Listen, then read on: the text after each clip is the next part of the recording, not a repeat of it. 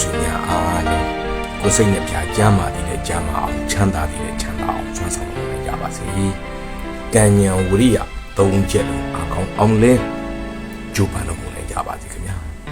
။ဒီလိုပါဟိုလွန်ခဲ့တဲ့26နှစ်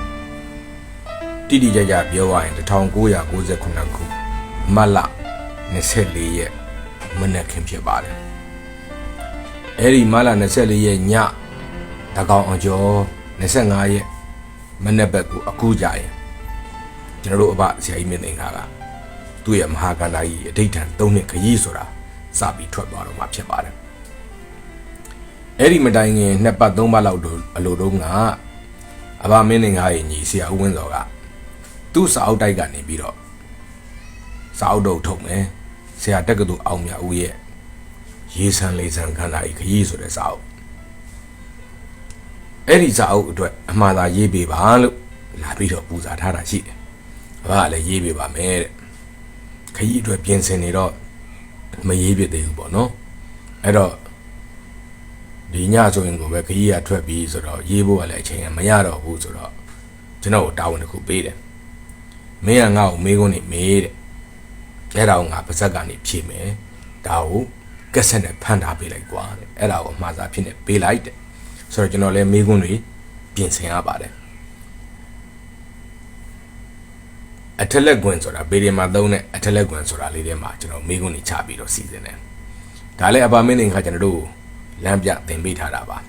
တခုခုလုပ်တဲ့အခါမှာစနစ်ကြအောင်ဂွင်ကြအောင်ဆိုရင်အဲ့ဒီအထက်လက်ကွင်ကိုသုံးခိုင်းတယ်ဘေးဒီကိန်းခန်းတွေကိုသုံးတာမဟုတ်ဘူးအဲ့အထက်လက်ကွင်ရဲ့တိဆောက်ပုံတွေကိုသုံးတာအခမ်းအနားတစ်ခုခုမှာစကားပြောမယ်အခမ်းအနားတစ်ခုခုစီစဉ်မယ်အကြောင်းအရာတစ်ခုကိုစာရေးရမယ်အကြောင်းအရာတစ်ခုကိုစကားပြောရမယ်ဆိုတဲ့အခါကျရင်ဂွင်ပြည့်အောင်စနစ်ကြအောင်အဲ့ဒီအထက်လက်ကွန်လေးကိုသုံးခိုင်းလေးရှိတယ်ဆိုတော့ကျွန်တော်လည်းအဲ့ဒီအထက်လက်ကွန်လေးထဲမှာထည့်ပြီးတော့မိကွန်းလေးပြင်ဆင်ပါတယ်ပြီးတော့အဘကိုပြတဲ့အခါအဘကပြောတာပေါ့ကွာတဲ့ကက်ဆက်ပြန်လိုက်တယ်သူနာတော့ကကျွန်တော်အဘမင်းတင်ကအတန်ဖန်းဥဆန်ဆိုပြီးတော့နောက်ပြီးခေါ်လေးရှိတယ်မြန်မာအတန်တကက်မှာအတန်ဖန်းဥဆန်ဆိုတာပညာရှင်ကြီးကသူ့အတန်ဝိုင်းမှာတော်တော်ကိုနာမည်ကျော်ခဲ့ဟန်တူပါတယ်เนาะကျွန်တော်တို့တော့သိကြမှမေးလိုက်ဘူးပေါ့အဲ့တော့တခုခုအတန်တွင်းတော့မယ်ဆိုလို့ရှိရင်ကျွန်တော်အတန်ဖန်းဥဆန်ရေးနဲ့အဘမင်းတင်ကစီမှာအဲ့ဒီတော့ကက်ဆက်နှစ်ခွေထည့်ပြီးဖွင့်လို့ရတဲ့ကက်ဆက်အကြီးစားတစ်လုံးရှိတယ်နောက်အုံသီးကက်ဆက်လို့ခေါ်ကြတဲ့ကက်ဆက်သေးသေးလေးတစ်လုံးရှိတယ်အဘကနေပြီးတော့ဟိုမှာသူ့ရဲ့အတန်နဲ့တရားကိုဗီရင်ဟောပေးတာတို့အကြောင်းအရာတစ်ခုခုစကားပြောတာတို့ဆိုလို့ရှိရင်ကက်ဆက်အကြီးနဲ့ recording ဆိုပြီးလုပ်တယ်ပေါ့နော်ကက်ဆက်အသေးလေးကကြတော့တီလုံးတစ်ခုခုဖွင့်ပေးထားတယ်နောက်ခံ music လေးပေါ့ဒုမနာအိမ်မှာကလည်းကက်ဆက်ကို3-4-5ကိုတွေ့မယ်ကြားတဲ့ကိုကောက်ဖွင့်လိုက်ဆိုတော့ကြီးမြန်မာပြည်သိန်းနိုင်ရဲ့စုံတော်မြိုင်ဆိုတဲ့သချင်းထွက်လာမယ်အေးဆိုင်ပြီးဆိုင်ကြည့်ကြိုက်တဲ့နေရာကောက်ဖွင့်သေးချင်းပဲနော်ကျွန်တော်တို့ဂီတစာဆိုတော့ကြီးဆရာကြီးရွှေတိုင်ညွန့်ရဲ့စုံတော်မြိုင်ဆိုတဲ့သချင်းနောက်တစ်ခုရကြတော့တရောဥတင်ကြီးအဘဥတင်ကြီးရဲ့အဲ့ဒီအချိန်တုန်းကထွက်တဲ့တရောတန်ဆန်းများဆိုတဲ့တီလုံးညင်ညင်လေးတွေပေါ့နော်ဟိုနောက်ပိုင်းကျတော့ဘာတစ်ခုထားရောက်လာလဲဆိုတော့တိဘက်ကတရုတ်ဖုံးတော်ကြီးတွေဖျားရှိခိုးတဲ့နမောအော်ဗင်တော်ဖော်သလားเนาะအတန်တော့ကတော့မှားလားမသိဘူးချွင်းတောက်နမောအဲ့တန်စင်လေးဒီဘက်ဘုံတော်ကြီးတွေဖျားရှိခိုးတဲ့တန်စင်လေးအေးဆိုင်ပြီးဆိုင်ကြိုက်တဲ့နေရာကောက်ဖွင့်တရားပဲထွက်နေတာတပြင်းပါခွေမှမရှိဘူးဒါပဲရှိတာเนาะဒါအဘမင်းသင်္ကာကန္နာကြီးထွက်ခံဒီ2ရက်3ရက်လို့ကြတော့မှအဘရဲ့မိတ်ဆွေဂီတစာဆိုကြီးမောင်ကြီးမုံရောက်လာပြီးတော့အစိုးရကြီးတော်မမအေးရဲ့ဝင်ကဘာလန်းဆိုတဲ့တချင်းလေးတစ်ပုတ်လက်ဆောင်ဆိုပြီးလာပေးတယ်ကန္နာကြီးလက်ဆောင်ဆိုပြီးတော့အဲ့ဒါလည်းပဲအေးဆိုင်ပြီးဆိုင်အပြည့်တွန်းခိုင်းတာပါပဲဒါလည်းအဘမင်းသင်္ကာရဲ့အလေးချင်းတစ်ခုပေါ့နော်တစ်ခုခုကိုပိုင်နိုင်လောက်တာအရသားလို့အလွယ်ပြောတော့ကျွန်းသွားအောင်ကိုလှုပ်ပြလိုက်တာပေါ့နော်ကျွန်းသွားအောင်မှန်ရင်လည်းပဲဟုတ်ရင်လည်းပဲပေါက်ပဲ မိုင်းလည်းပဲခံမယ်နော်အဲ့ဒါပြန်မြင်ဖို့မလိုဘူးတခုခုဆိုရင်စိုက်လိုက်မှတ်တက်လောက်တာအဲ့တော့ခုနကက်ဆက်ခွေဆိုလို့ရှိရင်လည်းဆရာကြီးရွှေတာညွန့်ရဲ့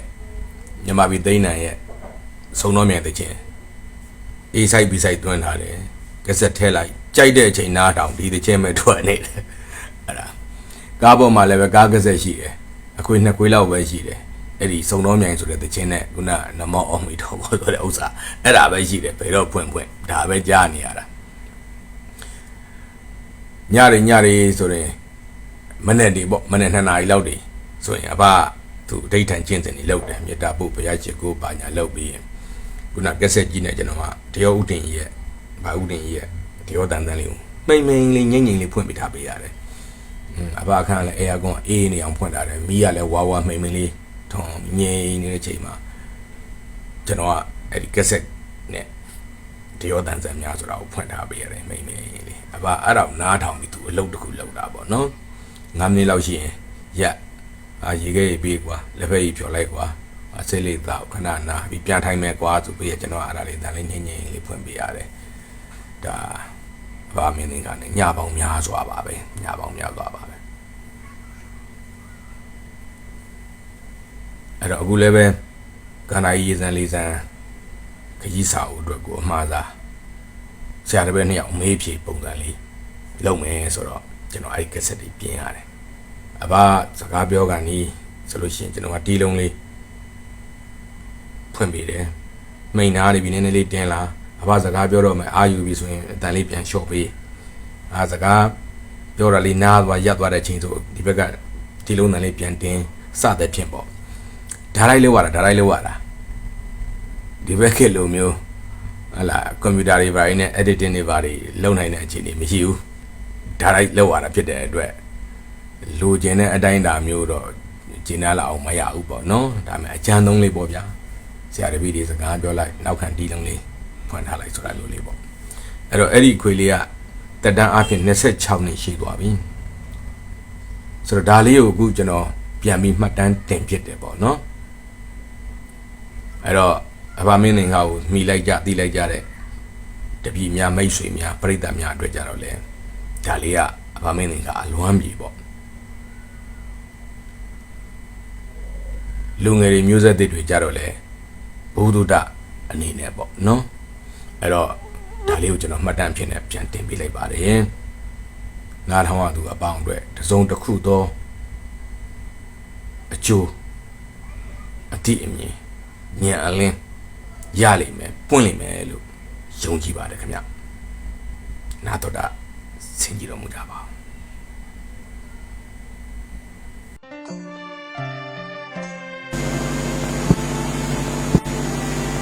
သူနာမည်ကဝင်းစောတဲ့စားလေးပါလေးရေးတဲ့အခါဝင်းစောတစ်တော်ဆိုတဲ့နာမည်နဲ့ရေးတယ်အခုတကအဲ့ဒီလုပ်တွေပြင်သူကထိုးဝေသူလုပ်နေတယ်အကျိုးစီကိုရောက်လာပြီလက်ထဲမှာစာမှုတစ်ပုဒ်လက်ထဲကစာမှုတစ်ပုဒ်ကိုထိုးပေးပြီ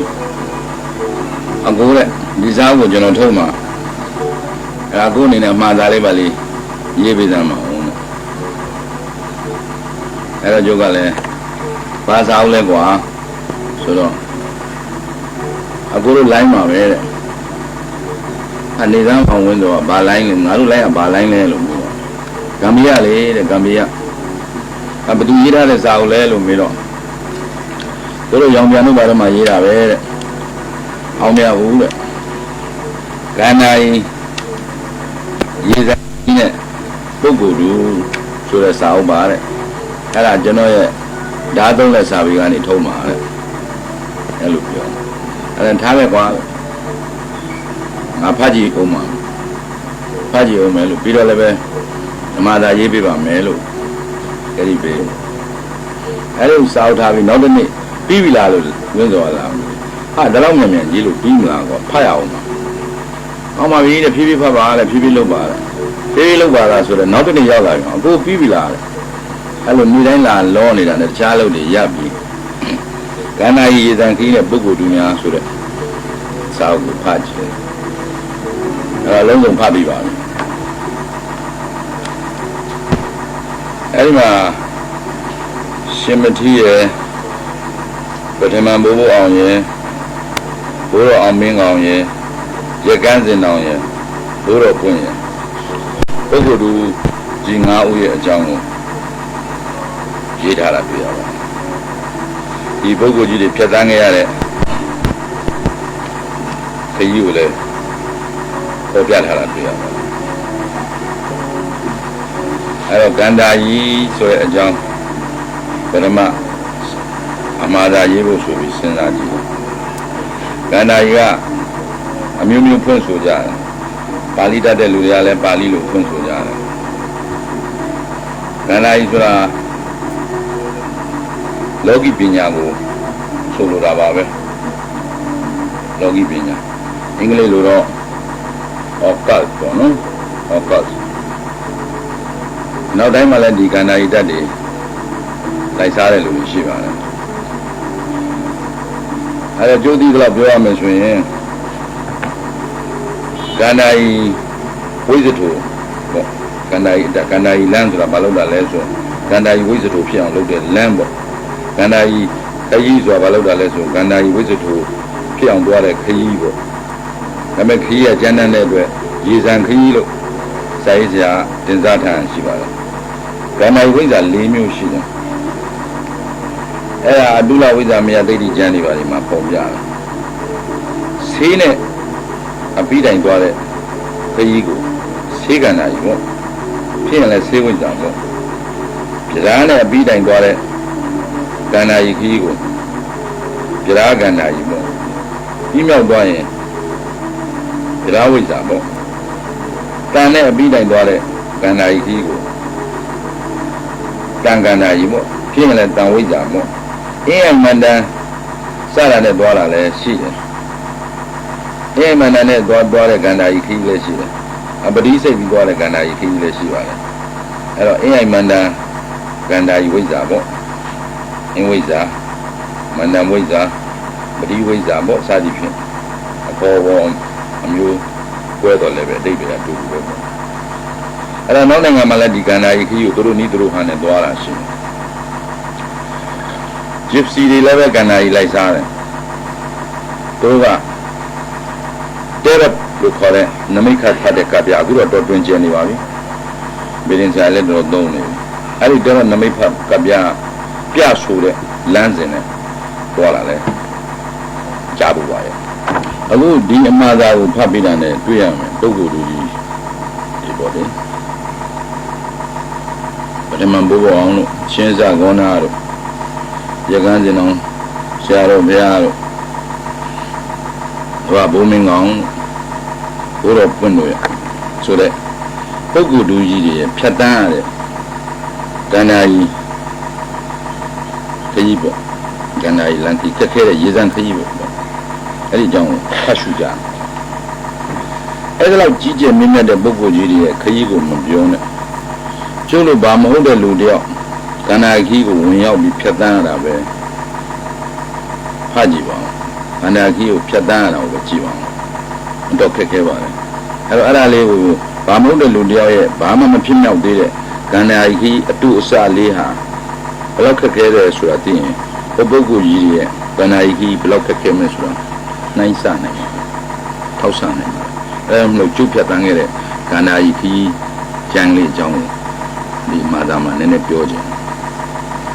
ပြောပေမဲ့ဒီလိုမပြောပါဘူး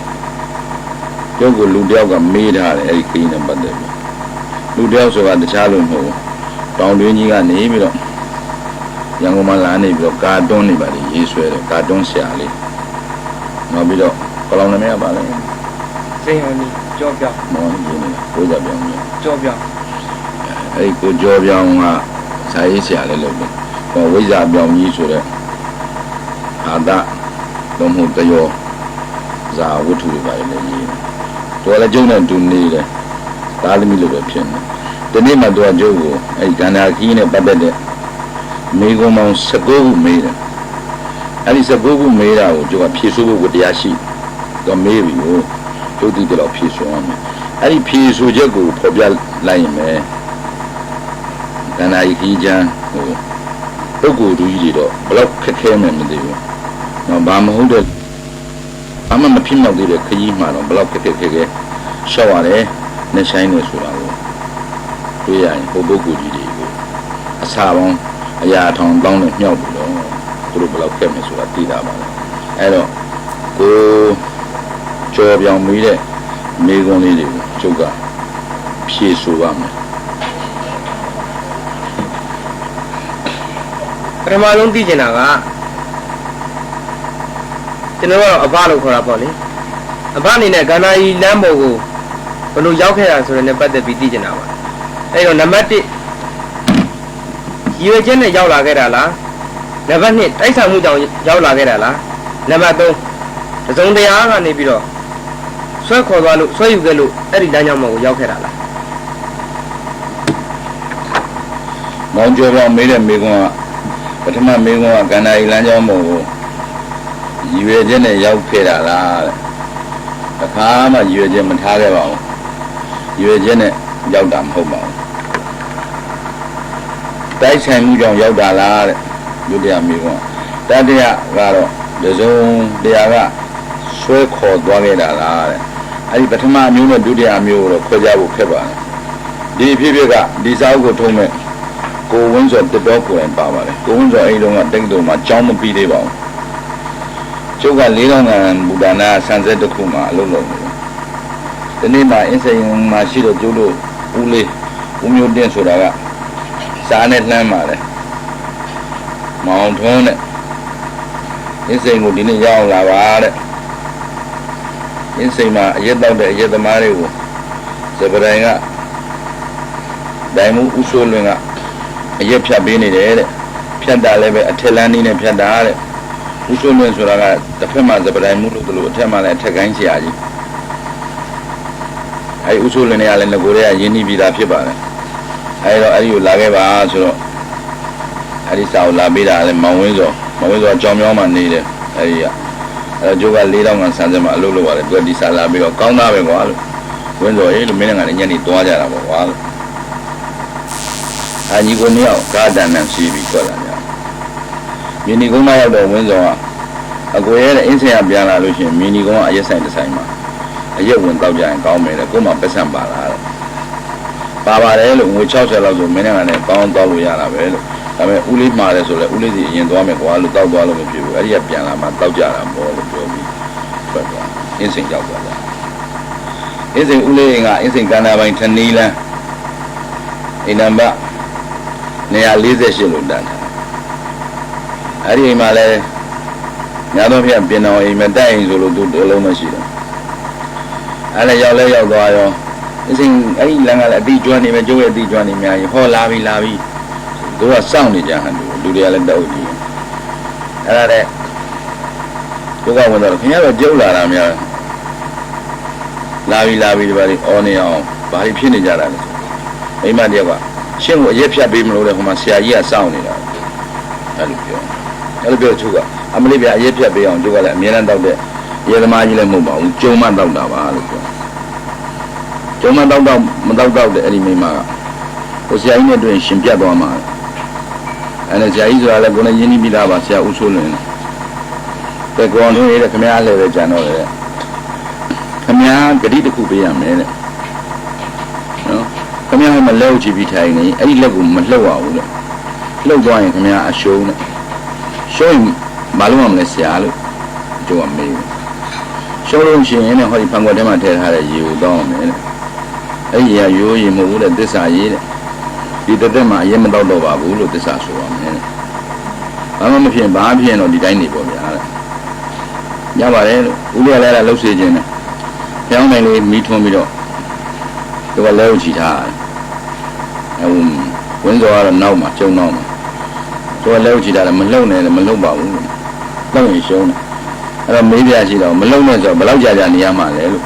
တဏှာရီလောက်နေရင်တော့သူကလှုပ်လာမှာလို့ညောင်းတာဟုတ်လို့ဟုတ်ပါဘူးတဲ့ခဏပါတဲ့ညောင်းလို့လုပ်တယ်ဆိုရင်တော့ညောင်းပြီလို့ပြောမယ်နော်လို့ရပါတယ်တဲ့ပြောပါတဲ့ဘုရားနောက်ကနေပဲဆရာကြီးကိုသနာတယ်ဘာလို့လဲဆိုတော့ကျိုးကစိတ်ခိုင်တယ်လေညညီကသိတယ်မလုပ်လို့ရှင်ဒီဆရာကြီးလူကုန်းထဲမှာရှက်ကွဲမယ်ကျိုးကလည်းသူရှက်ကွဲတာမကွဲတာကိုယူဆိုင်မယ်လို့မဟုတ်ဘူးမလုပ်ပဲငြိမ်းနေမှာ အဲ့လိုနဲ့နေရင်မျက်စိမိတ်ထားပါနဲ့မျက်စိမိတ်ထား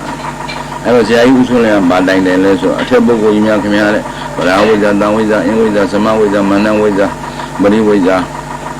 အစရှိတဲ့ဝိဇ္ဇာကြီးများတဲ့ရေကန်းစင်တော်ဆရာတော်ဘုရားအဘဘုံအောင်ဘဘုံမင်းကောင်းအစရှိတဲ့ပုဂ္ဂိုလ်များတဲ့အခုလက်ဥချပြီးထိုင်နေတဲ့တနင်္ဂနွေသားကြီးရဲ့လက်ကိုတိတိကျကျဆွဲရမ်းပြလိုက်ပါတဲ့အဲ့လိုရမ်းပြလိုက်လို့ရှိရင်သူဟာရစ်ထုတ်ကြီးဘွားကလွတ်မြောက်သွားပါမယ်အဲ့ဥဆုံးနဲ့တိုင်တဲ့အထက်မှာကျုပ်ကိုရစ်ထုတ်ကြီးလို့ထည့်ပြီးတိုင်တယ်ကျွန်တော်သိရည်တယ်ရစ်ထုတ်ကြီးဆိုတာအရက်ဆွဲနေတဲ့လူတွေကိုခေါ်တယ်ကျွန်တော်အရက်ဆွဲမနေပါဘူးပေါင်းတင်တွေ့ရင်တောက်လိုက်တာမတော့လည်းဘာမှမဖြစ်ဒါပေမဲ့ရစ်ထုတ်ကြီးဆိုတော့ကိုရည်ချင်းဘာမှပြောပါဘူးလဲဥဆက်ချီတာအဲ့ဒီအချိန်မှာပဲဘာဖြစ်လို့သူကငါ့ကိုရစ်ထုတ်ကြီးပြောတယ်လဲလို့စဉ်းစားလိုက်တဲ့အချိန်မှာသတိလေးဟာသွားတဲ့အချိန်မှာကျုပ်လက်ကအပေါ်စန့်နေဆိုစုံတယောက်ကဆွဲလိုက်တယ်လို့မြောက်သွားတယ်အဲ့မှာကျုပ်ကပြန်ဆွဲချတယ်ဒါပေမဲ့နောက်ကျသွားပြီဘလို့ဖြစ်မှန်းတော့မသိကျုပ်လက်ကြီးကခေါင်းပေါ်ကျုပ်ခေါင်းပေါ်ရောက်သွားတယ်ဥဆိုးလည်းထားပြီးကျုပ်လက်နှစ်ဖက်ကိုဖမ်းထားလိုက်မိပြီအဲ့တော့ကျွန်တော်မျက်စိဖွင့်ကြည့်လိုက်တယ်အဲ့တော့ဥဆိုးလည်းမပြောလဲဆိုဒီမှာကောင်လုံးနဲ့ခင်ဗျားညီရနောက်မှာခင်ဗျားဦးလေးကပေးမှာကျန်တာတွေခင်ဗျားအမျိုးတွေပဲကျန်တာတွေခင်ဗျားတငယ်ချင်းတွေပဲကျုပ်ကလှုပ်တာလားခင်ဗျားဖြစ်တာလားမေးကြည့်တယ်အားလုံးကလည်းပဲလူမမလုပ်ဘူးလေ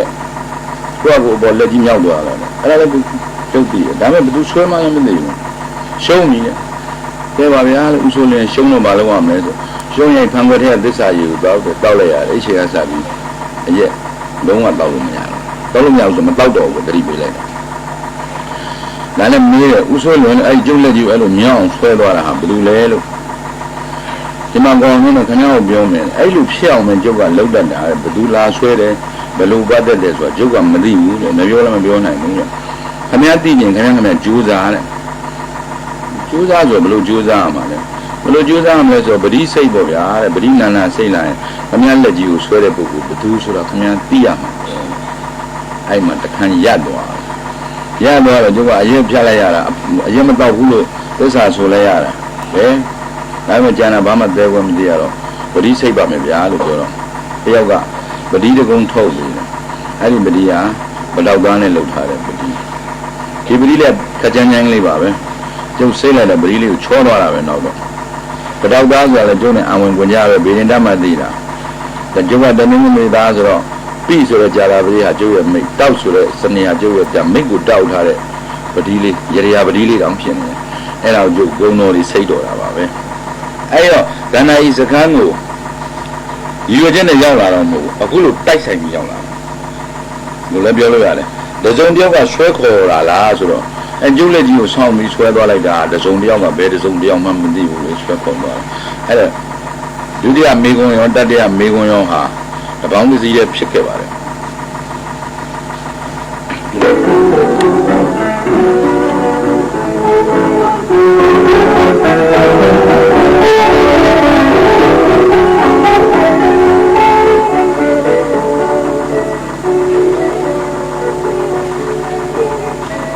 မိခွန်းနံပါတ် 4ကတော့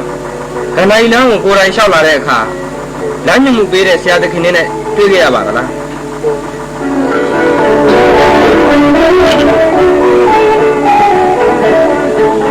မောင်ကျော်ပြောင်မေးတဲ့ခန္ဓာဤလမ်းကိုကိုယ်တိုင်လျှောက်လာတဲ့အခါလမ်းညွှန်မှုပေးတဲ့ဆရာသခင်တွေနဲ့ကိုယ်တိုင်တွေ့ခဲ့ရပါသလားဆိုတော့အဲ့ဒီဆရာသခင်တွေဆိုတာဟာ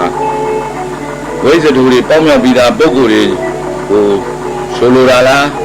ဒါမှမဟုတ်ရိုးရိုးလူဆရာသွေးနဲ့သားနဲ့ကိုလူဆရာကိုဆိုလိုတာလားလို့ခွဲခြားပြီးမေးမထားပါဘူးဒါပေမဲ့မောင်ကျော်ပြောင်မေးချင်တာကတော့ပထမကျုပ်ပြောတဲ့ပေါင်းမြောက်ပြီးသားဝိဇ္ဇတူတွေကိုဆိုလိုဟန်ရှိပါတယ်အဲ့ဒီဝိဇ္ဇတူတွေကိုဆိုလိုဟန်ရှိတယ်ဆိုရင်တော့အဲ့ဒီပုဂ္ဂိုလ်တွေကကျုပ်ကိုယ်တိုင်မတွေ့ဘူးပါဘူးသူတို့ကလမ်းညွှန်မှုပေးတယ်ဆိုတာလည်းကျုပ်မှမရှိခဲ့ပါဘူးအိမ်မက်လိုပါလို့ဟိုဟာလေးမက်လိုက်တရားလေးမက်လိုက်အဘဘုံကင်းကောင်ကိုတွေ့တယ်လို့ဖြစ်လိုက်ဘိုးဘုံအောင်တွေ့တယ်လို့ဖြစ်လိုက်ဒီလိုဟာမျိုးမရေမရာလေးတော့ရှိတာပေါ့လေဒါပေမဲ့လည်းဒါခိုင်မာတဲ့ကိစ္စမဟုတ်ပါဘူးအဲဒါကြောင့်မို့အဖြေပေးရလမ်းညွှန်ပေးတဲ့ပေါင်းမြောက်ပြီးသားဝိဇ္ဇာသခင်တွေကိုကိုယ်တိုင်မြင်တွေ့ခြင်းလမ်းညွှန်ပေးမှုရခြင်းမရှိခဲ့ပါဘူး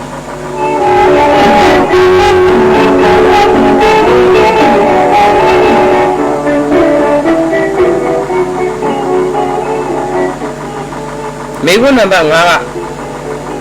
ရှေ့ကဖြစ်ခဲ့ဘူးတဲ့ဆရာသခင်ရဲ့နီလန်းတွေကိုရောလေးလာခဲ့တာတွေရှိပါသလားအဲ့ဒီမိခွန်းနဲ့တစ်ဆက်တည်းနံပါတ်6မိခွန်းကတော့အဲ့လိုလေးလာခဲ့တယ်ဆိုရင်လည်းအဲ့ဒီနီလန်းတွေအတိုင်းလိုက်နာကျင့်သုံးခဲ့တာတွေကျင့်ကြံခဲ့တာတွေရှိပါသလားဒီလိုမောင်ကျော်ပြောင်ရဲ့ရှေ့ကဖြစ်ခဲ့တဲ့ဆရာသခင်ရဲ့နီလန်းတွေကိုလေးလာပြီးပြီလားတဲ့လေးလာပြီးရင်ကျင့်သုံးတာရှိပါသလားတဲ့ကျုပ်ကကန္နာရီလမ်းစဉ်ကိုလိုက်တဲ့အခါမှာအခြေခံအချက်5ချက်နဲ့လိုက်လာတယ်ရောက်လာတော့စောစောကပြောသလိုအမှတ်မထင်အဲဒီကုဆွေလွင်ဆိုတဲ့ဆရာကတိုင်တယ်ပဲလို့လက်ကြီးအပေါ်မြောက်သွားတာနဲ့လိုက်တာဒါပေမဲ့ကျုပ်ကမပြီးဆုံးနိုင်ဘူးဒါကိုသိကျင်လို့ဆက်ပြီးလိုက်လာအဲတော့ဝိဇ္ဇထူလမ်းပေါ့ကန္တာရီလမ်းကိုလိုက်တဲ့အခါမှာကျုပ်ကအချက်5ချက်အချက်5ချက်ကိုအကြမ်းမြင်အဖြစ်ပြောမယ်ဆိုရင်အင်္ဂလိပ်လိုမှတ်ထားဖို့က DOCES တရား terms of reference ကန္တာရီလမ်းသုံးဖို့ဝိဇ္ဇာလမ်းအဲ့လမ်းကိုရှောက်လို့ဝိဇ္ဇာဖြစ်တဲ့လူတကယ်ရှိသလားဆိုတာကျမ်းဂန်ထောက်ထားတွေစာပေထောက်ထားတွေကိုယုံကြည်ရတဲ့သိမှတ်နားလည်သူတွေစီမှာမေးမြန်းရပါတယ်အဲ့ဒါတွေကခိုင်းလို့ပြီဆိုတော့မှဒီလမ်းကိုလိုက်ဖို့ဆုံးဖြတ်တာပါဆုံးဖြတ်တဲ့အခါမှာအိုးဆိုတာ object of aim ဒီလမ်းကိုဘယ်ထိလိုက်မှလဲတဲ့လုတ်ခုယုံလေးလုတ်ပြီးပြန်ကြွေသွားမှလားပေါင်းမြောက်တဲ့ဝိဇ္ဇတို့ဖြစ်အောင်ကန္တာရီလမ်းကိုအပြီးရှောင်းမှလားဆိုတာအကျက်ပေါ်အဲ့ဒီသတ်မှတ်ရပါတော့သတ်မှတ်ပြီးတော့ C တဲ့ C က collect ဒီလမ်းကိုသွားတဲ့အခါမှာရှေ့ကပုံကိုယ်တွေဖြတ်တန်းသွားတဲ့အတွေ့အကြုံတွေဟာအများကြီးထောက်ကူရမှာဖြစ်တဲ့အတွက်ရနိုင်တဲ့မြ reference တွေထောက်ထားတွေကိုစုဆောင်းရပါတယ်အဲ့တော့ရှေ့ကဆရာသခင်ရဲ့နီလန်းတွေကိုရောလေ့လာပြီးပြီလားဆိုတော့တော်တော်လေးပြည့်စုံအောင်တော့လေ့လာထားပါတယ်လေ့လာသေးလည်းဖြစ်ပါတယ်အဲ့တော့ဒီမိကုံးကိုဖြေရရင်လေ့လာတယ်ပေါ့လေ့လာခဲ့ပြီလေ့လာခဲ့ပြီးကျင့်သုံးမှုရှိခဲ့ပါလားတဲ့ကျင့်သုံးမှုရှိပါတယ်ကျင့်သုံးမှုရှိတယ်ဆိုတာအဲ့လိုလေ့လာပြီးဘာလို့ရလဲဆိုတော့ E လေ E က efficiency ဆိုတာစွမ်းရည်ရှိသလားကန္နာရီလမ်းကိုလိုက်မယ်သို့မဟုတ်ဝိဇ္ဇာလမ်းကိုလိုက်မယ်ဆိုအခက်အခဲတွေဒီစာရေးဆရာကိုအောင်မြတ်ဦးရေးထားတယ်လို့ပေါ့ရေစံလမ်းဆိုတော့ရေစံကိုဖြတ်နိုင်တဲ့သူရတတိနဲ့ပြည့်စုံရလားဇွဲကောင်းရလားလို့ကိုမေးရမှာပေါ့မေးရမယ်ဆိုရင်ကျုပ်ကတတော့ကိုဇွဲကောင်းတယ်လို့ကိုအမှန်သားပြုထားတယ်အနိုင်လည်းရှိပါတယ်ရေချင်းလည်းပဲအဲ့လမ်းကိုလိုက်ဖို့ပြည့်စုံတယ်လို့ကိုတော့ယုံကြည်တဲ့အတွက် efficiency ဆိုတာအဲ့ဒီကအရေးချင်းနေပြည့်စုံသလားလို့စစ်ဆေးတဲ့အခါမှာပြည့်စုံတယ်ဇွဲကောင်းတယ်ဝိရိယကောင်းတယ်ကိုယုံကြည်တယ်အဲ့ဒီဇွဲကောင်းတဲ့လူတယောက်ကိုလည်းသတ်မှတ်ထားတယ်အဲဒါကြောင့်မို့ဒီလမ်းကို efficiency ရှိတယ်လိုက်တဲ့နယ်လို့ဆုံးဖြတ်ပြီးလိုက်တာပါအဲပြီးနောက်ဆုံးတော့ straight forward အဲ့ဒီလိုလဲကိုအရေးချင်းရှိတယ်လို့ထင်ရင်ပြန်မလဲနဲ့တော့တဲ့ချက်မှတ်ထားတဲ့လမ်းအတိုင်းကန္နာကြီးကိုရေစံပဲဖြစ်ဖြစ်လိုင်းတပူပဲတန်ဖြတ်ပြီးတော့အဲ့ဒီအချက်5ချက်နဲ့ကျုပ်ကကန္နာကြီးလမ်းကိုလိုက်ခဲ့တာပါဟိုဆရာကိုပြောတဲ့နံပါတ်9နဲ့နံပါတ်6ဒီ9လုံးနဲ့ပဲဖြည့်ဆိုလိုက်ပါလား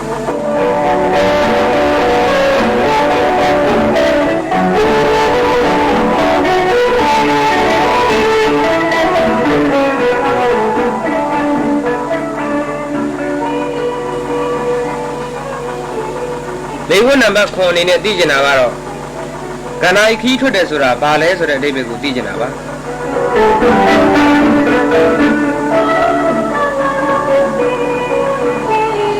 ီဥစ္စာကငန္ဓာရီထွက်တယ်ဆိုတာအနောက်တိုင်းလောကီပညာရှင်တွေအထူးသဖြင့် gypsy နေပေါ်တဲတော့နီးနဲ့ဒီလောကီပညာကိုလိုက်စားတဲ့အခါမှာတဲတော့ကျင့်စဉ်အတိုင်းအိမ်ထဲမှာနေကျင့်လို့မရဘူးသူတို့လည်းအပြင်ထွက်ရတယ်ပြီးကြကိုပြင်ထွက်ရတယ် gypsy ဆိုတော့ပို့ဆိုတော့ငကိုတဲ့လမ်းပေါ်နေနေတာသူ့အတွက်ထွက်တယ်ဆိုတာအထူးမဟုတ်တော့ဘူးသူထွက်ရတယ်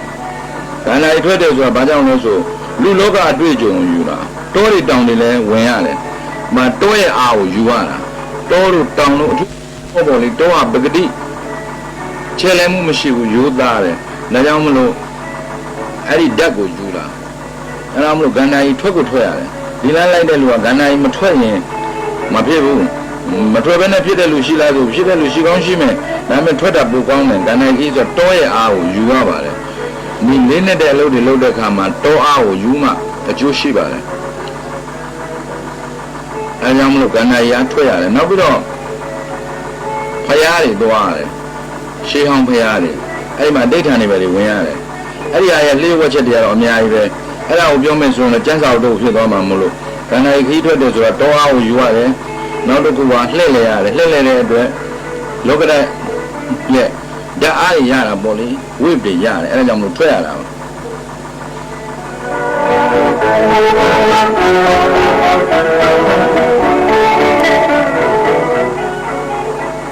နံပါတ်ရှိမေးဖို့ရည်ရွယ်ထားတာကတော့အဲ့လိုကန္နာခီးထွက်တယ်ဆိုတာဘာလို့ထွက်ရတာလဲလို့မေးဖို့ရည်ရွယ်တာပါခုနအထက်ကဖြေခဲ့တဲ့ထက်မှာအဲ့ဒီအကြောင်းပါသွားပါပြီအဲကြောင့်နံပါတ်9အနေနဲ့မေးချင်တာကတော့ကိုယ်တိုင်ကန္နာခီးထွက်ဖို့ပြီးပါပြီလားကိုယ်တိုင်ကန္နာခီးထွက်ဖို့ပြီးပါပြီလားဆိုတော့အခုထွက်မလို့ပဲဒီအမှားသာကြံနေလို့ရင်းပြောနေရတာဒီအမှားသာပြီးရင်ထွက်သွားပြီနံပါတ်10အနေနဲ့မေးဖို့ရည်ရွယ်ထားတာကတော့နောင်ထွက်ဖို့ရောရည်ရွယ်ချက်ရှိပါသလားလို့မေးဖို့ပါပဲဒါလည်းအထက်မှာပါခဲ့ပါပါလေမောင်ထွက်ဖို့ဆိုတဲ့မိကုန်းကိုမပြောတော့ဘူးခူးထွက်မဲ့လမ်းကြောင်းကိုပဲအနည်းငယ်ရှင်းပြလိုပါတယ်ဒီကနေပြီးတော့ထွက်သွားမယ်ထွက်မယ်တမတ်တဲ့ရက်တော့စောမယ်တမတ်တဲ့ရက်ကဂျွန်လ25ရက်ဆိုတော့ဒီကနေဆို90ရက်လိုသေးတယ်ဒါပေမဲ့ဒီ90ရက်အတွင်းမှာပဲနမိတ်ထူးလေးပါလေးကိုတမတ်ထားတဲ့အတိုင်းရခဲ့ရင်ထွက်သွားမယ်ထွက်သွားတဲ့အခါကျတော့ဘုရား29စုမှာအဋိဌာန်လုံးမှာတဆူမှာ9ရက်လုံးမှာ29စုဆိုတော့240နဲ့3ရက်ကြာမယ်ဒါပေမဲ့ဘုရားတဆူနဲ့တဆူအခုလန်ခကြီးကာလကိုခြံထားပြီးနားရက်ပေါ့အဋိဌာန်တစ်ခုပြီးရက်တစ်ခုပြီးနားမယ်ရက်ဆိုရင်25ချိန်နားမှာဆိုတော့240နဲ့3ရက်နဲ့ဆိုရင်ပေါင်းလိုက်ရင်260နဲ့8ရက်ဖြစ်မယ်အဲ့ဒါဟာဘုရားလက်လက်ဖူးပြီးအဋိဌာန်ခကြီးနဲ့ကန္နာကြီးထွက်တာပဲအဲဘုရား29ဆိုအဋိဌာန်ပြီးလို့ရှိရင်အကောင်းဆုံးနေရာလေးတစ်ခုကိုယ်နဲ့တင့်မြတ်တဲ့နေရာလေးတစ်ခုကိုရွေးချယ်ပြီးထိုင်ရမယ်အခုအကြမ်းမြင့်စီမံထားတာကတော့ကျုံပါပြန်လာရင်အိမ်ကိုပြန်မလာတော့ဘူးလေးစွန်ပါမှာဇယကလေးတစ်ခုအဲဇယကလေးတစ်ခုဆောက်ပြီးတော့နေမယ်အခုလည်းကျုပ်တို့ရဲဘော်တွေကျုပ်တို့မိတ်ဆွေတွေကျုပ်တပည့်တွေတွားဆောက်ပြီးအဲ့ဒီဇယကလေးနာမည်ကတတ္တယမျက်လုံးဓမ္မတာလာတဲ့အင်္ဂလိပ်လိုတော့တတ်အိုက်ဒရမ်ဆာလာဆိုတဲ့နာမည်နဲ့ဆောက်နေပါပြီအဲဒီတစ်နှစ်လောက်ကြာမှာမို့လို့နေရာရပေါင်း200ကျော်300နီးပါးဆိုတော့အဲ့ဒီကပြီးလို့ရှိရင်အဲ့ဒီစခန်းမှာဝင်ပြီးတော့နေမယ်အဲ့ဒီစခန်းမှာပဲဆက်ပြီးတော့ကြင့်ကြံပြီးကန္နာရီလောင်းဆုံးငန်းတိုင်အောင်လိုက်မယ်နော်အဲ့ဒီအနေပတ်သက်တဲ့ဆောက်လုပ်တဲ့ဓာတ်ပုံလေးတွေပါလေအမှားစာမှာပေါ်ပြဖို့ထည့်ပေးလိုက်ပါမယ်ဟုတ်လားဟိုမင်းအဲ့ဒီတတိယမျက်လုံးဓမ္မတန်လာဆိုတော့ဇေယကလေးမှာကိုယ့်ရဲ့ကန္နာရီကျင့်စဉ်တွေအောင်မြင်မှုဆက်ပြီးတော့လုပ်ရမှာပါပဲအကျမ်းမြင့်နောက်ထပ်2နှစ်ဆိုတော့3နှစ်လုံးအပြင်မှာရှိနေမှာပါပဲ3နှစ်အောင်မြင်ပြီးရောတဲ့3နှစ်အောင်မြင်ပြီးလဲအိမ်အောင်ဆွံ့ပြီးသားမှုပြန်မလာပါဘူးတောတွေတောင်တွေမှာနေမယ်လို့ပဲစိတ်ကူးထားပါတယ်အဲ့တော့ဒီအမှားစာနဲ့အတူပဲကျိုးရပေးကလုံးဝကိုအောင်မြတ်ဥစ္စာကိုဖတ်တဲ့လူကျွန်တော်ပေးကတည်းကပါမှာမို့အားလုံးကိုဒီအမှားစာလေးကနှုတ်ဆက်လိုက်တယ်လို့ပါပဲ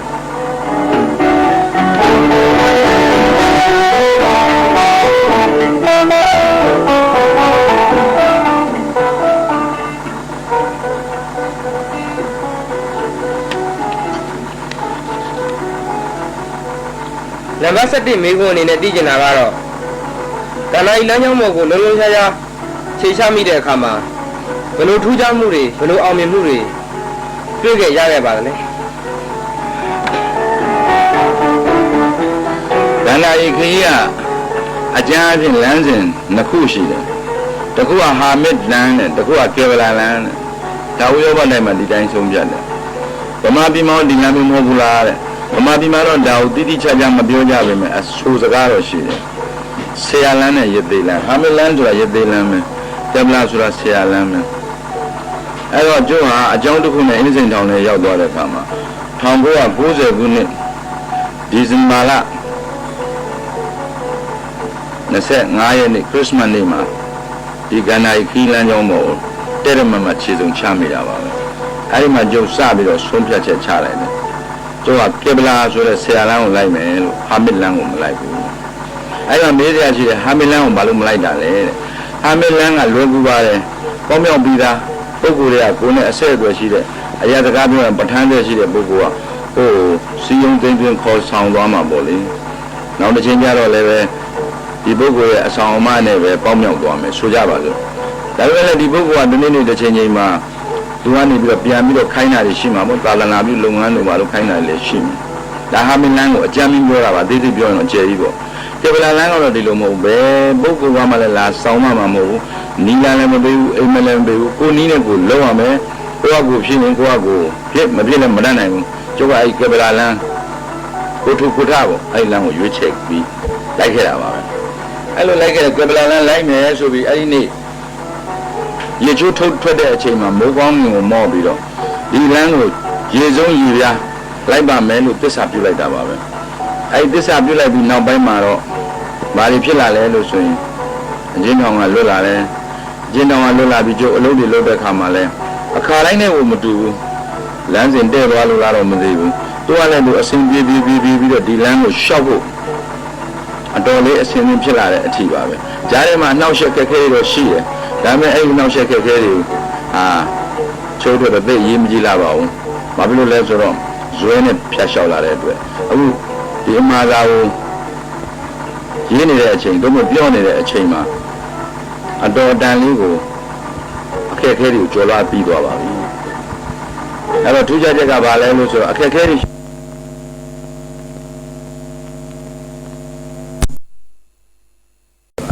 ရှိသလိုအခက်အခဲကိုကျော်လွှားနိုင်တဲ့နည်းစနစ်တွေကိုလည်းပဲခန္ဓာရင်လမ်းစကားမှာခြေချမိတဲ့အခါမှာတိတိကျကျကြီးအောင်မြင်မှုတွေရရှိလာတာကိုတွေ့ရပါတယ်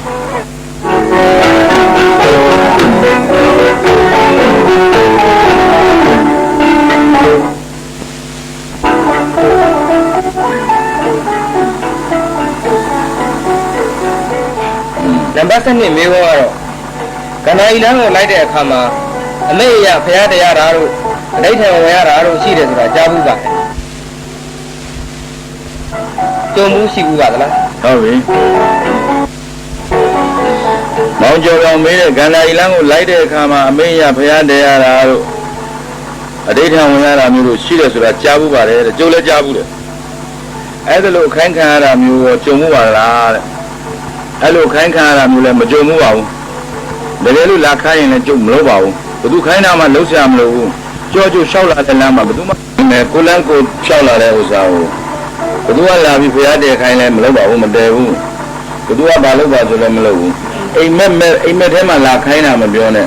အဲဒီပုဂ္ဂိုလ်တွေကကိုထင်ပြပြီးခိုင်းလည်းမလုပ်ဘူးဘာကြောင့်လဲလို့ဆိုတော့ကိုလန်းကိုလျှောက်တာပဲမလုပ်ဘူးလို့ယူရထားတယ်လေမလုပ်ပါဘူးအဲ့ဒါနဲ့အတွေ့အကြုံလေးတစ်ခုပြောမယ်ကျိုးလူတချို့တွေ့ဘူးလေဘယ်ပုဂ္ဂိုလ်ကြီးတောက်ခဲ့တဲ့ရေခွက်ဆိုပြီးအဲ့ရေခွက်ကလေးတသားသားကင်ပြီးတော့ရှစ်ခိုးလိုက်ရေထဲတောက်လိုက်ဘယ်ပုဂ္ဂိုလ်ကြီးထမင်းစားခဲ့တဲ့ပကံပြားဆိုပြီးတော့ကြီးပကံပြားပေါ့အဲ့မှာဒီပုဂ္ဂိုလ်ရဲ့နာမည်တို့ဒါလိုလည်းပါလာပေါ့ကြီးပေါ်မှာထွန်းထားတဲ့စားတွေပဲပါတယ်အဲ့ပုဂ္ဂိုလ်ကြီးပကံပြားဆိုအဲ့ပကံပြားလေးကိုဂရီပါအိနဲ့ထဲလိုက်မြေကြီးရဲ့ကြီးတွေထုတ်ပြီးတော့ထမင်းလေးထဲစားလိုက်ဆွန်းတော်ကတ်လိုက်ဘယ်ပုဂ္ဂိုလ်ကြီးကံရတဲ့တောင်မွေးဆိုအဲ့တောင်မွေးလေးကိုမဖူးနဲ့ထိလိုက်ခေါင်းရင်းမှာထားလိုက်ရှစ်ခိုးလိုက်ဘယ်ပုဂ္ဂိုလ်ကြီးကံရတဲ့ဇွန်းအဲ့လိုရှောက်စုနေတဲ့မိတ်ဆွေတယောက်တွေ့ဘူးလေအဲ့ဒီမိတ်ဆွေနောက်မှာလည်းအဲ့ဒီဟာကိုမျိုးလိုက်စုဖို့ဝါဒနာပါတဲ့အခြားမိတ်ဆွေ၃-၄ဦးလည်းတွေ့ဘူးပါတယ်အဲ့ဒီခွက်ဒီ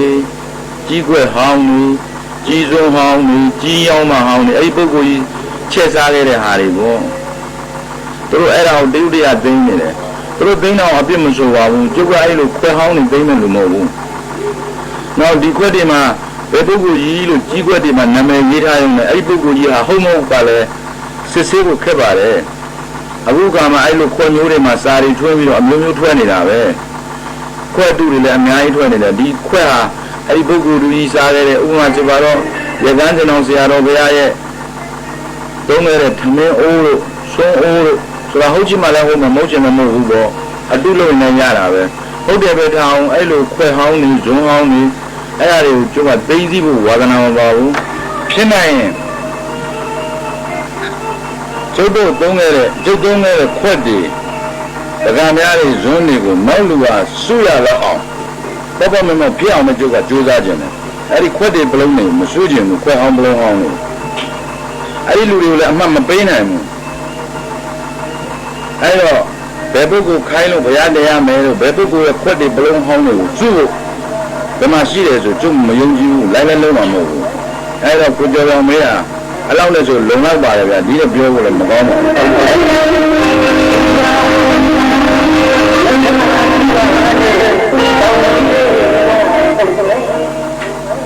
ရပိသားပုဂ္ဂိုလ်ကပေးတဲ့သိတိကိုတောင်းသားလို့လက်ဖြတ်ပြီးတောင်းရတဲ့လုံမျိုးကျုပ်ဝါဒနာမပါဘူးကျုပ်ကိုယ်တိုင်ဖြစ်အောင်လုပ်မယ်မဖြစ်ဘဲနဲ့ဒီလမ်းမှာတည်သွားရင်လည်းမတတ်နိုင်ဘူးမတည်ရင်တော့ဖြစ်အောင်လုပ်မယ်သူများစီအသိတိကိုပြီးတော့မူပါဆိုပြီးတောင်းတာသက်ဆန်တောင်းသမင်းတောင်းသိတိကိုပဲတောင်းတယ်ဆိုတော့ကိုယ်တိုင်မလုပ်နိုင်လို့တောင်းတယ်ဆိုတာပဲဒါတောင်းသားလို့ပဲသက်ဆန်တောင်းရင်သက်ဆန်တောင်းတဲ့တောင်းသားသမင်းချမ်းတောင်းရင်သမင်းချမ်းတောင်းတဲ့တောင်းသားသိတိကိုတောင်းရင်သိတိတောင်းတဲ့တောင်းသားပဲသိတိရှင်လို့ပြောလို့မရဘူးအဲဒါကျုပ်ကသိတိရှင်လုပ်ချင်တာတောင်းသားလုပ်ချင်တာမဟုတ်ဘူးကိုပြောပါဦး